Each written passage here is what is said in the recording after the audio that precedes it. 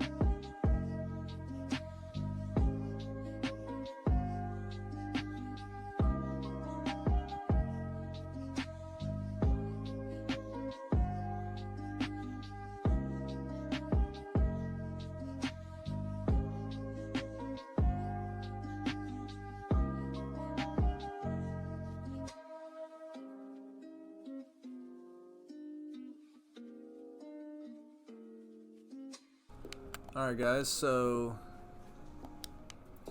as of right now, here is, I need to do a couple things real quick, but here is the coaster. I'm pretty happy with the layout. This is my second attempt at the coaster. The first one, I did not like how it went at all. I think this one's better. I've got a little, I believe this was from, I believe Talon had a little bit of this. I believe I said that right. Where it had like a little bit of a straight. You had a little pre-drop and then a little bit of straight, and then you go into the drop. And I'll probably have a little more smoothing and stuff to do on some of this, but as we'll see, we'll let the test go so then we can see the stats, and the stats in terms of excitement aren't green, which to me, I really don't care about that as much because I could speed that up, the chain, and get that, but I like the chain being at ×2 just because that's how, or 2 meters, because that's kind of how stuff is in real life. So we're turning track supports off there, but put the track supports on here, and catwalk. Alright, so as you can kind of see with this layout, and we'll ride the POV in a second. Next episode we're going to kind of do up this area pretty nice, put a lot of trees, put some rocks, different stuff, and then we'll do the station as well. But so this is going to kind of be the first themed area, kind of just over in this general area over here. Okay, so I'm trying to figure out what theme we could have this be. So if anybody has an idea, please let me know, because that's one thing that I struggle with, is trying to actually create a full-on theme for an area. So should this be like a Viking type area, should it be a tropical type, I've got some water here, stuff like that. So just kind of coming up with a theme. But as you can see, what I have initially, you come out of the lift hill, you come into the vertical loop, and then you come into the sidewinder, and then you have a helix up, or larger helix, quick brake run or block brakes, come down, and then you come into the 0G roll, and you do the Immelman. And it's a smaller Immelman because at this point it's lost a lot of speed, and then you come around and you do an upward helix. And so let's go ahead and test this ride out. As always, love to hear your thoughts, hear your opinions. I tried to take some aspects from different coasters. And at the end of this, you guys are welcome to go, and I hope you have a great rest of your day.